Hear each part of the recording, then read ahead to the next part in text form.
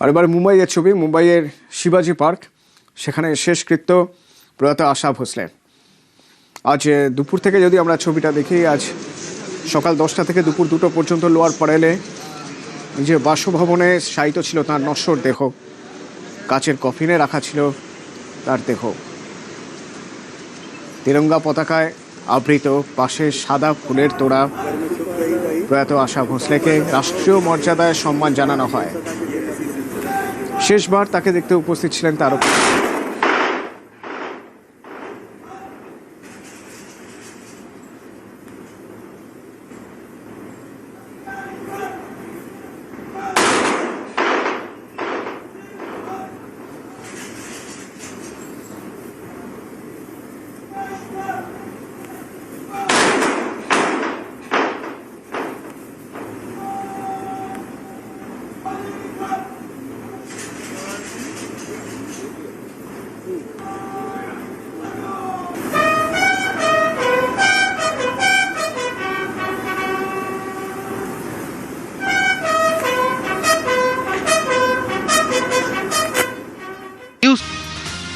Vote প্রচার চলছে, জোরদার এই প্রচার।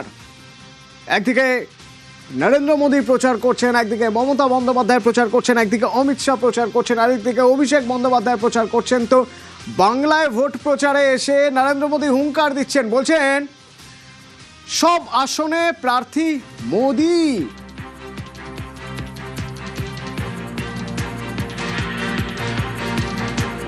बंगाल के चुनाव नतीजे बंगाल का भविष्य तय करेंगे।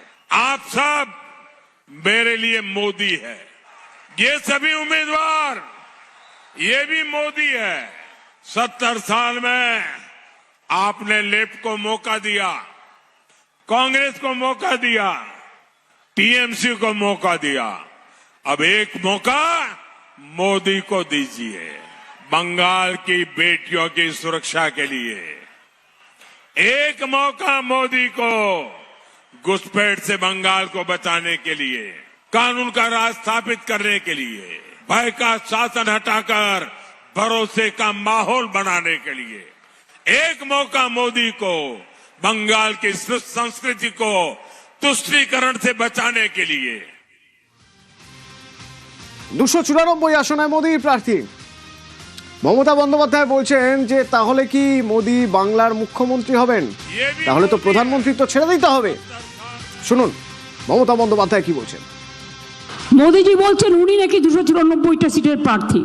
ঠিক আছে, তাহলে আপনি প্রধানমন্ত্রিত্বটা ছেড়ে দিন, দিয়ে বলুন আমি বাংলার মুখ্যমন্ত্রী হব, তাই আমাকে 294টা কেন্দ্রে ভোট দিন। কি করে বলেন আপনি?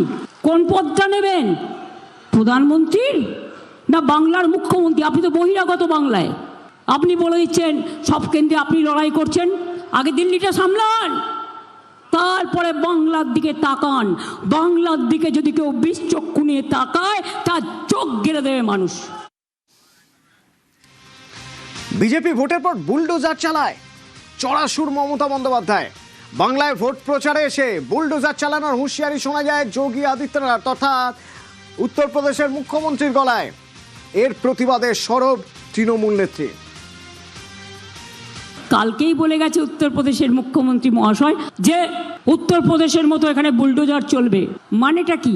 আমি বুলডোজারে বিশ্বাস করি না, আমি মনুষ্যত্বে বিশ্বাস করি, ভালোবাসায় বিশ্বাস করি, মানবিকতায় বিশ্বাস করি। আমার ধর্মের নাম মানব ধর্ম, আমি সাম্প্রদায়িক রাজনীতি করি না। ये जो बुलडोजर खड़े हैं ना, ये बुलडोजर सड़क ही नहीं बनाता है, माफिया की पसली भी तोड़ता है, खूब तोड़ता है। बेटी और बहन की इज्जत पर हाथ डालने वाले गुंडे के पसली को मचल डालता है ये बुलडोजर। माफिया की संपत्ति को अपने कब्जे में लेकर के गरीबों के लिए मल्टी लेवल आवासीय सुविधा देती है, हाई राइज बिल्डिंग देती है, आवासीय सुविधा देने का काम करता है यही बुलडोजर। আজ আরো একটা গুরুত্বপূর্ণ শুনানি ছিল সুপ্রিম কোর্টে, তা হলো মোথাবাড়ি। সেই মোথাবাড়িতে এনআইএ তদন্ত করছে, সেই এনআইএ এর তদন্ত নিয়ে যে শুনানি, সেই শুনানিতে সুপ্রিম কোর্ট একটা গুরুত্বপূর্ণ পর্যবেক্ষণ দিয়েছে এখানে, যেখানে সুপ্রিম কোর্ট বলছে যে এনআইএ যেন এটাকে রুটিন তদন্ত হিসেবে না দেখে, গভীরে গিয়ে তদন্ত করতে হবে। কিন্তু কেন কথা বলছে সুপ্রিম কোর্ট? সেক্ষেত্রে সুপ্রিম কোর্টের কি পর্যবেক্ষণ? মৈত্রী রয়েছে। মৈত্রী, রুটিন তদন্ত নয়, গভীরে গিয়ে তদন্ত করতে হবে মোথাবাড়ির ঘটনায়, কেন কথা বলছেন সুপ্রিম কোর্ট? দেখো অতনু, যদি এই মামলার মোথাবাড়ি মামলার একেবারে শুরুর দিনের শুনানি দেখা যায়, যখন সর্বোচ্চ আদালত শতপ্রণোদিত হয়ে মামলার শুনানি করতে শুরু করেছিল, তখনই কিন্তু তারা বলেছিলেন যে তারা মনে করছেন যে এই ঘটনাটি প্ল্যান্ড এবং অত্যন্ত পরিকল্পিতভাবে এক্সিকিউট করা হয়েছে। অর্থাৎ মোথাবাড়ির যে ঘেরাও এবং যে বিক্ষোভ, সেই সবটাই প্ল্যান্ড মাফিক করা হয়েছে। আজকে এনআইএ তরফ থেকে তাদের তদন্তের গতি প্রকৃতি কতটা এগিয়েছে তার একটা স্ট্যাটাস রিপোর্ট দেওয়া হয়, এবং এই স্ট্যাটাস রিপোর্ট যখন পড়তেই কিন্তু প্রধান বিচারপতি, তিনি অ্যাডিশনাল সলিসিটর জেনারেল, যিনি এনআইএ এর হয়ে রিপ্রেজেন্ট করছিলেন, ঐশ্বরিয়া ভাটি, তাকে জিজ্ঞেস করেন যে যাদেরকে গ্রেপ্তার করা হয়েছে তাদের রাজনৈতিক পরিচয় কি, সেটা কি আপনারা জানেন? এবং একই সঙ্গে আইজি এনআইএ কে নির্দেশ দিয়েছেন তারা যে এদের পলিটিক্যাল যে পরিচয় রয়েছে, অর্থাৎ যারা এর পেছনে রয়েছেন তাদের পলিটিক্যাল পরিচয় কি সেটা খতিয়ে দেখা হোক, এবং এই গোটা তদন্তটাকে যেন একাডেমিক এক্সারসাইজ হিসেবে না দেখে এনআইএ। তারা একেবারে এই বিষয়টিকে অত্যন্ত গুরুত্ব সহকারে দেখতে চাইছেন, এবং এই তদন্তে তারা একেবারে গভীরে যেতে চান যে মোথাবাড়ির যে ঘটনা ঘটেছে সেই ঘটনায় কারা বা কে কিভাবে জড়িত রয়েছে, তাদের কি মোটিভ ছিল, এমনকি তাদের রাজনৈতিক পরিচয় কি সেটাও জানতে চায় সর্বোচ্চ আদালত, এবং সেটা আজকে কার্যত স্পষ্ট করে দেওয়া হয়েছে এনআইএ কে নির্দেশ দেওয়ার মাধ্যমে। এর পাশাপাশি আজকে আরও একটি নির্দেশ সর্বোচ্চ আদালতের তরফ থেকে দেওয়া হয়েছে যে যতদিন না পর্যন্ত নির্বাচন শেষ হচ্ছে, অথবা এই আদালত মনে করছে, সর্বোচ্চ আদালতের তরফ থেকে নির্দেশ দেওয়া হচ্ছে, ততক্ষণ পর্যন্ত জুডিশিয়াল অফিসারদের যে সুরক্ষা দেওয়া হয়েছে সেই সুরক্ষা প্রত্যাহার করা যাবে না, এবং যদি প্রয়োজন মনে হয় তাহলে তাদের যদি আরও কোথাও কোনো ঝুঁকি মনে হয় তাহলে তাদের সেই সুরক্ষার অ্যানালিসিস করতে হবে এবং প্রয়োজনে সুরক্ষা বাড়াতে হবে। সেই নির্দেশও কিন্তু আজকে স্পষ্ট করে দিয়েছে সর্বোচ্চ আদালত। অতনু, ধন্যবাদ মৈত্রী।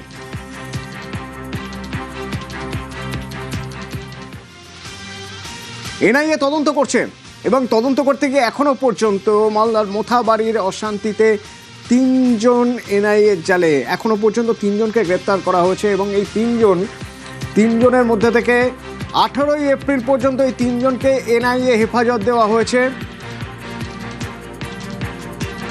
প্রথম গ্রেপ্তারের পর আরো 2 জন গ্রেপ্তার, তাদের মধ্যে একজন কংগ্রেস কর্মী শাহাদাত হোসেন, একজন ছাত্র পরিষদ সদস্য আসিফ শেখ।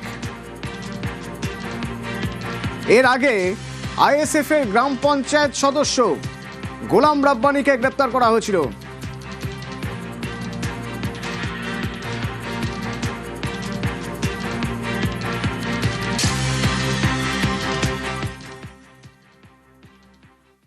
এদের যে রোল সেটা আমরা কোর্টকে বলেছিলাম, এবং কোর্ট সেটা পিছিয়ে চেয়েছিলাম 7 দিনে। কোর্ট সেটা 18 তারিখ অব্দি প্রোডাকশনের ডেট দিয়েছে, এখানে কোর্টে পিছিয়ে অ্যালাউ করেছে। ইনিশিয়ালি ইনভেস্টিগেশন স্টেজ, দেখা যাক ইনভেস্টিগেশনে কতটা কি আসে। আমরা রিকভারি করেছি কিছু মোবাইল এদের কাছ থেকে, সেইগুলো ফরেন্সিকে পাঠানোর দরকার আছে, দেখা যাবে কোনো লিঙ্কেজ আছে কিনা।